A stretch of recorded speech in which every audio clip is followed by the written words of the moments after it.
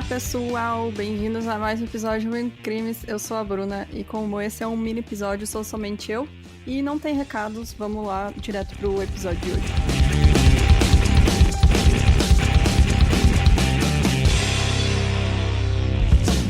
A Natalie Wood, que era o nome artístico da Natalia Nikolaevna Zakharenko, ela nasceu em São Francisco em 20 de julho de 1938. Ela era filha de imigrantes russos e começou a carreira no cinema quando criança e se tornou uma estrela de Hollywood de sucesso quando era jovem.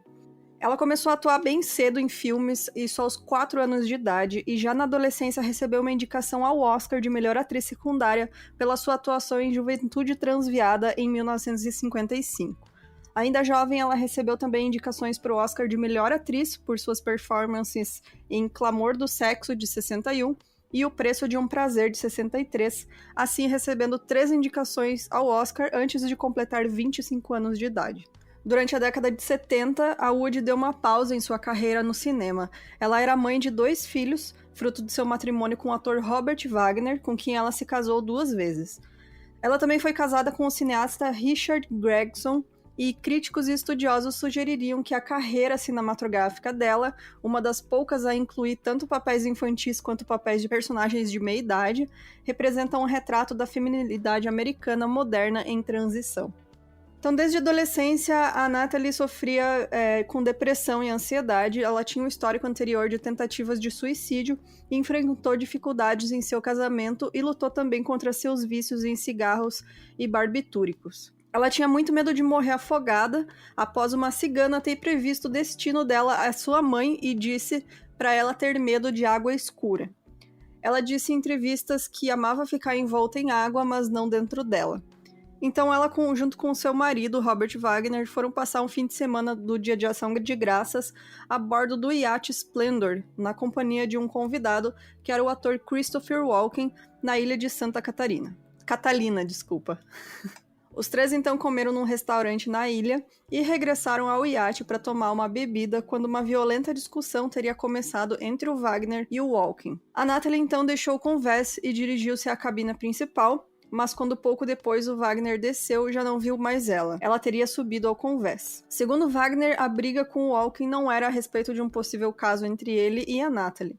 Os dois estavam fazendo um filme juntos, e muitos ainda apostam que o triângulo amoroso teria sido concluído tragicamente. O Wagner diz que ele e o Walken brigaram sim por causa dela, com o ator reconhecendo ter se exaltado e quebrado uma garrafa de vinho na briga, porém, assim como o Walken alega que todos foram dormir e que só deram a falta da Natalie pela manhã. Porém, assim como o Walken, ele também alega que todos foram dormir e que só deram falta da Natalie pela manhã. A Natalie não sabia nadar, então ela teria deixado o iate do marido numa noite chuvosa, pegou um pequeno bote de borracha e se meteu na escuridão da noite após uma violenta discussão com Bob. Então, ela desapareceu. As autoridades recuperaram o corpo dela às 8 horas do dia 29 de novembro, a 1,5 km longe do barco, com um pequeno bote inflável encalhado nas proximidades. O Wagner disse que ela não estava com ele quando ele foi para a cama, e o relatório da autópsia revelou que ela tinha hematomas no corpo e nos braços, bem como uma escoriação na bochecha esquerda, mas nenhuma indicação de como ou quando os ferimentos ocorreram. A autópsia descobriu que o teor de álcool no sangue da Natalie era de 0,14% e que havia traços de uma pílula anti-enjoo e um analgésico em sua corrente sanguínea, os quais aumentam o efeito do álcool. O legista do condado de Los Angeles, na época, era o Thomas Noguchi, e ele determinou que a causa da morte foi afogamento acidental e hipotermia. A versão oficial foi a de que ela, que estava bêbada, foi ao deck sozinha porque estava incomodada com o barulho do bote salva-vidas batendo no iate. Ao se inclinar para puxar o bote, ela teria se desequilibrado, caiu e se afogou, e ninguém teria ouvido pedidos de socorro dela durante a noite. A sua irmã Lana expressou dúvidas, alegando que a Natalie não sabia nadar e tinha pavor de água toda a sua vida, por causa daquela história que a mãe dela contou, e ela nunca teria deixado o iate por conta própria em um bote. 2 testemunhas que estavam em um barco próximo afirmaram ter ouvido uma mulher gritar por socorro durante a noite. Em 2011, dados novos sobre o caso apareceram e foi anunciado que os investigadores do condado de Los Angeles iriam reabrir o inquérito sobre a morte da atriz. Lembrando que a data do falecimento dela foi em 1981, tá? Então, só em 2011 é que o caso foi reaberto. Então, em 2011, dados novos sobre o caso apareceram e foi anunciado que os investigadores do condado de Los Angeles iam abrir esse inquérito de novo.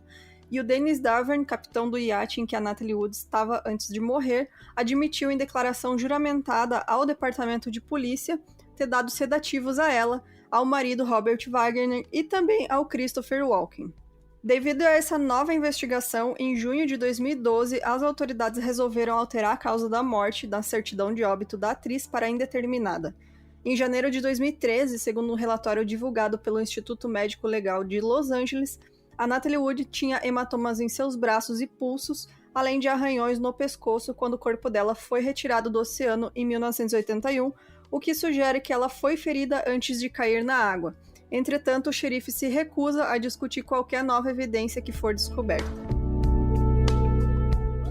Em 2020, um médico e ex-interno do Thomas Noguchi, que, como eu comentei antes, era o legista do condado na época da morte da Natalie, esse médico, então, ele afirmou que as contusões eram substanciais e adequadas para alguém que é jogado para fora de um barco.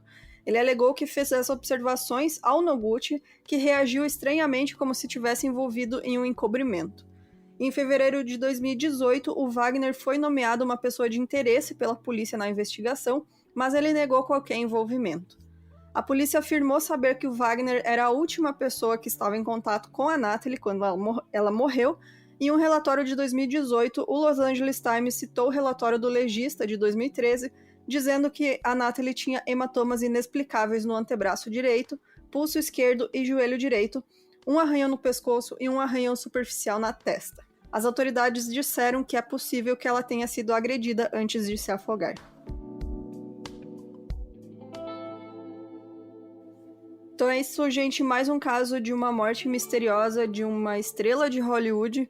Deixa aí nos comentários o que vocês acham que aconteceu. Eu tô mais inclinada a acreditar que sim, mataram ela, jogaram ela do barco, enfim. Mas não foi acidente, com certeza, devido a esse medo que ela tinha de mar aberto, de água, né?